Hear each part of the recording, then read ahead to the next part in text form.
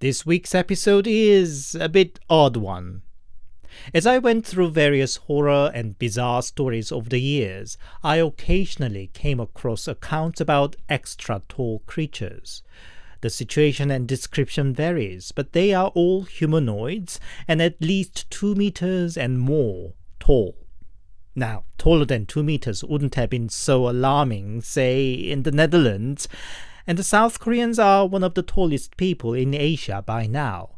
But the great height leap in Korea is definitely a more recent phenomenon with the improvement of nutrition and lifestyle. Considering today's stories seem to all have taken place pre-2000s, 2 meters and higher would have been indeed already very unusual. It's hard to determine what these tall creatures may be. As I said, the characters and situation vary, and each of them might have been a separate entity. Some of the stories suggest it might have been a Dokkaebi, the Korean goblin, and considering a Dokkaebi can come in all shapes and sizes, that is a possibility too. But the description of these creatures definitely feel different from the usual friendly images of Dokkaebi. By the way, if you are wondering what Dokkaebi is, that means you missed my previous episodes about them. I'll link the related episodes in the description and at the corner of the screen. Another story also suggests the tall mystery figure might have been a yacha. Yacha is originated from yaksha of Indian tradition and came to Korea with Buddhism. The original yaksha share quite a lot of character with the Korean Dokkaebi, has magical powers and usually generous, but can be merciless too at times. But as it turns into yacha in Korea, it was corrupted down to a scary and even murderous evil. But all these are just speculations. Let's hear what you think after listening to the stories yourself. Here are 4 allegedly true stories from Korea about weird giant monsters. As always, handpicked, translated and narrated by your host, Anthony.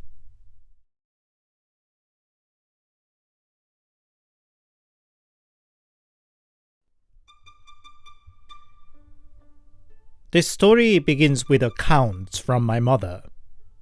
She is now 65.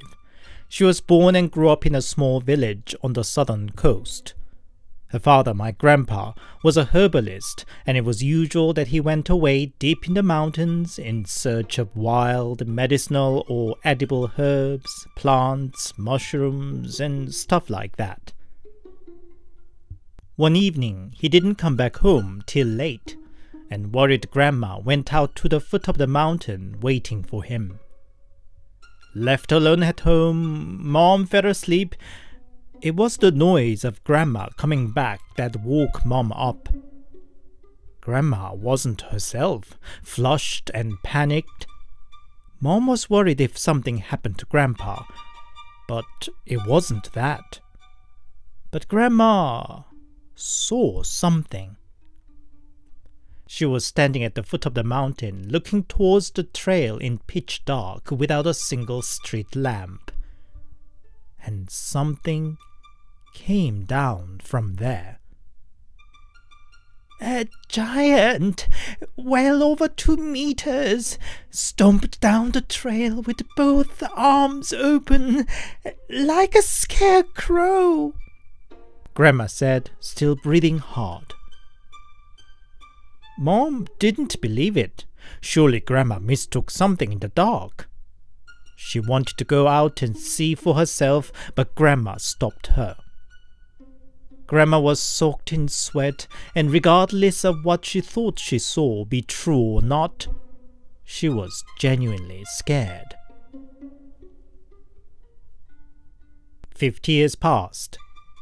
Mom had a day out with her friends to a mountain in Cheongsong owned by one of their acquaintances. The main objective was to collect edible and medicinal wild plants. Mom had a good knowledge, having grown up under herbalist father, and she led the way deep in the mountain, well away from the beaten path. The midsummer sun didn't reach down, all blocked by dense forest, and the stream was as fresh and cold as ice that they could not dip their feet longer than a minute. Mom's friends soon gave up for the rough way and a couple of venomous snakes they ran into on the way. But to Mom's eyes, the whole area was a gold mine of precious plants. She alone collected a sack full of plants and loaded up to the car. But she wasn't yet done and meant to go back in the mountain for more. It was the owner of the land that advised against it, that they'd better go back down before dark. "What's the worry? We have flashlights, and every herb and plant has its season, you know," Mom protested. The owner guy took his time to light a cigarette before he opened his mouth again. "I don't know what, ghost, monster, or Dokkaebi, but at night I saw an impossibly tall giant figure plod across the mountain with his arms spread out. I was on my motorbike then, which allowed me to get away from it, but God, I almost crushed. I avoid coming here after dark ever since," he said. "You must have mistaken something. There's no such a thing as a monster," Mom started saying, but soon stopped herself because she suddenly remembered what she'd forgot for a long time. The monster her mother saw all those decades ago. Their description matched uncannily. In the end, she agreed to get down the mountain. It was only later Mom told me all these stories. It would have been a mildly amusing story, but it was much more than that for me, because I too saw something like that myself. I was a primary school boy then. One day I was on the way back home after school. While the mate made a stop at a bank to withdraw some cash, I was waiting outside the building. Taking a view around, my eyes stopped at something. Standing at the edge of the mountain, far away in the view. I first thought it should be a big rock or a tree, until it started moving. As soon as my mate came out to join me, I pointed it to him. Hey, look at that," I said. "What?" he said. "Follow where my finger points. Over there." "What?" "Can't you see? There, at the edge of the mountain there." "A rock?" "It's not. It's moving." "Oh, yeah, it's moving. What's that?" "I have no idea." "It should be freaking big to be visible from here." I don't know what I was thinking, but I even stopped a random passerby. Mister, what's that over there?" I said. He, of course, barely gave a look to the direction and wanted to just walk away, but I insistently pointed out how the big thing was moving. "Yeah, something's moving. What could that be?" he said. I could not observe more because my mate insisted that he had to go back home soon. But what is certain is I wasn't the only one who saw it. My mate saw it, and even a grown-up passerby saw it too. I don't know if what I saw and what my grandma and Mom's acquaintance saw are the same thing. When I saw it, it was under the broad daylight, unlike in their accounts. Also, I think what I saw was much bigger if their old-fashioned description of 팔척, which is equivalent to 2.4 meters in today's measurement, be accurate. But 팔척 was used to describe anything unusually big, so who knows? Whatever the case, I'm pretty amused with the idea there might be a giant lurking around in the mountain.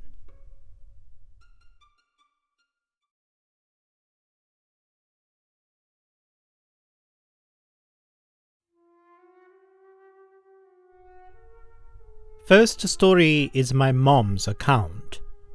It was during the summer vacation when she was 9. She spent the whole day out playing with her friends until it got dark and she got very hungry.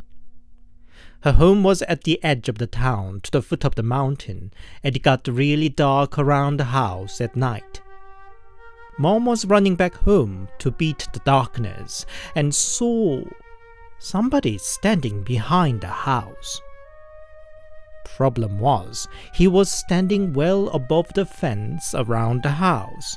The fence was rather tall, and normally a person passing by behind wouldn't be seen, but the man's whole upper body was above the fence. Mom panicked and ran into the house, crying out for her grandma. But to Mom's urgent crying that she saw a giant, her grandma reacted surprisingly chilled. "Ah ha ha! My puppy saw a Dokkaebi, eh?" she said. The second account is from a teacher at my former cram school. She was a pretty old lady and told us the story one grey rainy night when her pupils nagged her to tell them a scary story. It goes back when the teacher was 4 or 5. She must be from a pretty well-off family, enough to keep a servant to the household. One day the servant was sent off to her big uncle's house to borrow the special vessels for the memorial ritual. Bored little girl that the teacher was then followed him along. The uncle's home was about 30-40 minutes walk away, mostly just across the rice field, but at the end of the way one had to walk up a steep hill. At the peak of the hill one could take the view of the waterfall underneath. The servant told my teacher to wait at the peak of the hill and went to the uncle's house. Like a good little girl, she waited, dropping pebbles to the pool under the waterfall. Then she saw a group of people coming to take a bath under the waterfall. At the time, kids were taught to greet village adults, and the teacher said, "Good day," loudly to them. The guys looked around, and upon finding the little girl, bursted into laughter and friendly waved at her. Teacher also smiled and waved back at them. "To whom are you waving so?" the servant asked, carrying the bundle of ritual vessels on his back. "There are people swimming under the waterfall," teacher said. Servant came up and looked down himself. Soon he was shivering all over. He dropped the bundle, took teacher up on his back, and ran down the hill, screaming. His panic scared the little girl so much that she herself also bursted into tears. Servant stopped only when they reached their village. He let teacher down and explained.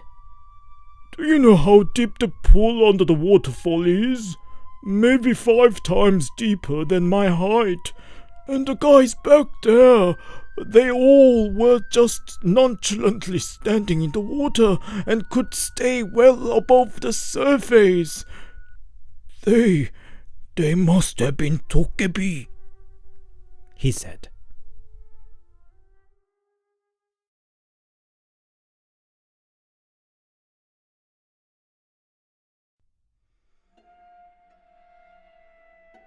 A couple of decades ago, when I was 18, we were in the last year of high school, but I and my gang of friends were dance mad.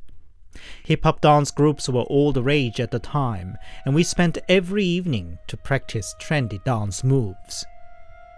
There weren't many places where 5 guys could discreetly practice vigorous dances, but fortunately we found a quiet open spot at the backyard of a local Buddhist temple. That day too, we danced away till 1 at night. 3 mates ran down first, saying they needed to take a leak, leaving me and 1 mate to pick our stereo and CDs. On the way down, we saw somebody standing under the lamp post. I first thought he might be the monk from the temple. Maybe we were too loud. But as we got closer, I noticed something was off.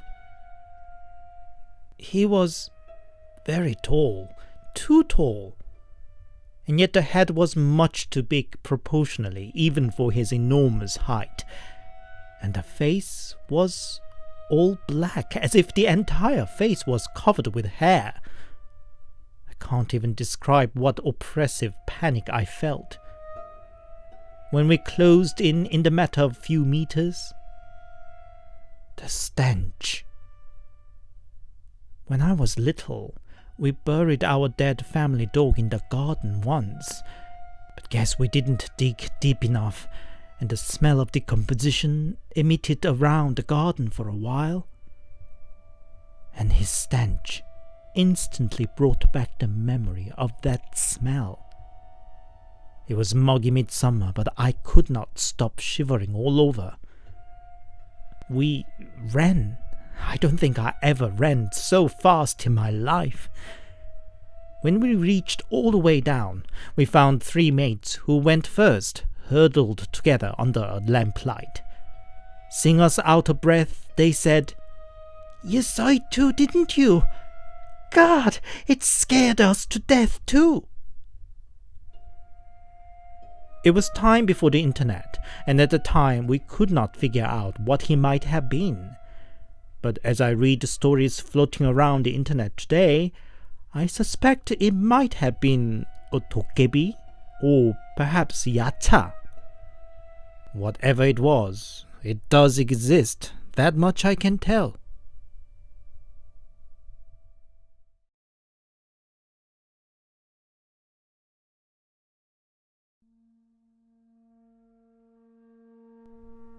I want to first say that I don't believe in ghosts, UFOs, and anything of the kind.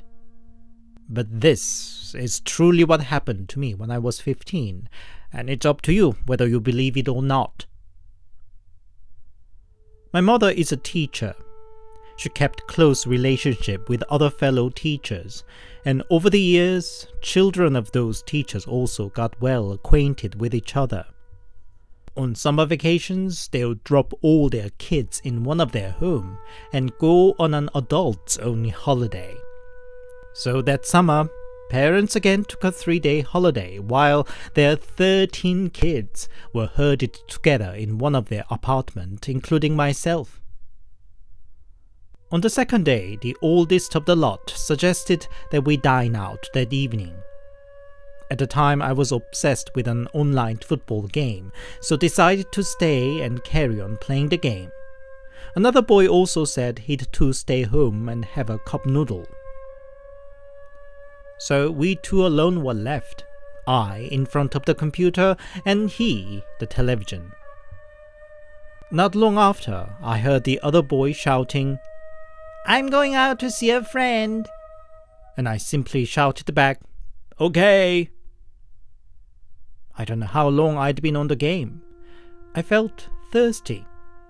Not remembering the other boy was out too, I called out, "I'm about to make a goal here. Can you please bring me a glass of water?" A few minutes later, somebody put a glass of water next to me. I was sitting against the door and so much concentrated on the game, I didn't even bother to look up and just said, "Oh, thank you," and carried on. Until I had a bit of a headache and finally moved away from the game. I looked around for the other boy, thinking, where is he? I checked the master bedroom, its ensuite, and was walking towards the hallway. Only then I remembered that he was out too. But then, who was it that brought me the glass of water? My heart skipped a beat when I heard the bathroom door opening, followed by wet, sticky footsteps out of it. I just froze there, not daring to look back. On the glass of the front door in front of me, I could see the reflection of a person.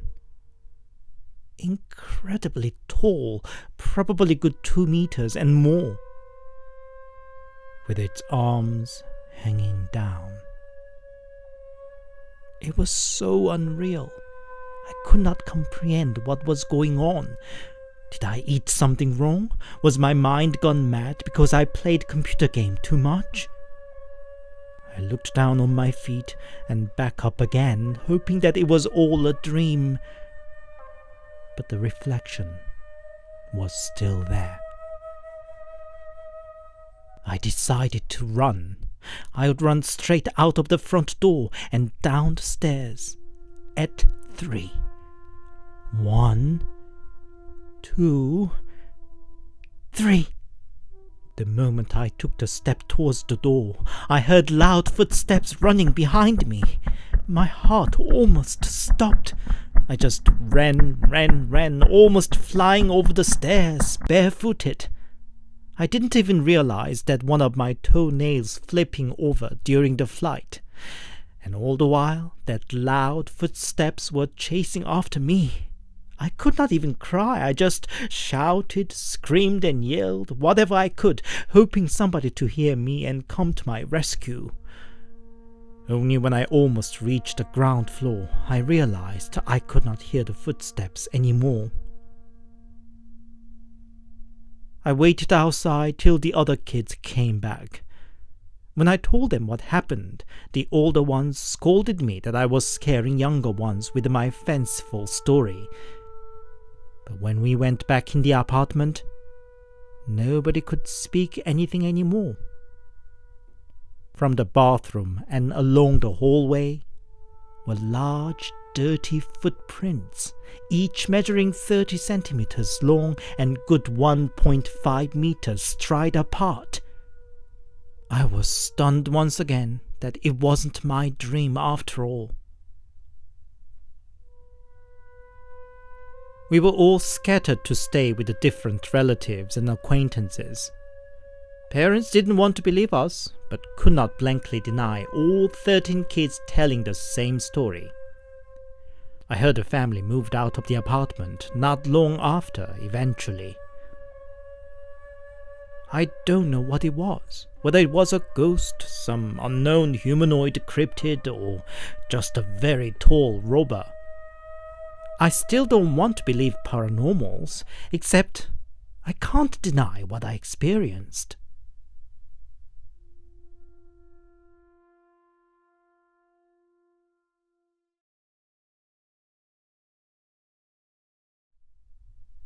Hi, it's Anthony here, and thank you very much for listening. I hope you enjoyed today's stories. So, what do you think? What could these tall creatures be? Is there any similar story going around in your country too? I know the infamous Slender Man in North America, or in Japan there were stories about tall creatures such as Kune-kune and Hashaku-sama, but all of them are considered as urban myths that blew up in the early parts of 2000s with the rise of internet culture. Maybe these tall creatures in Korea are also just one such invention. Who knows? If you enjoyed my work, please give it a thumbs up and a comment, and please consider subscribing to my channel. If you'd support me more directly, I also have a Buy Me a Coffee account, the link's in the description. Buy Me a Coffee supporters get an early access to my new video. Thank you. Until next Sunday, stay safe and take care.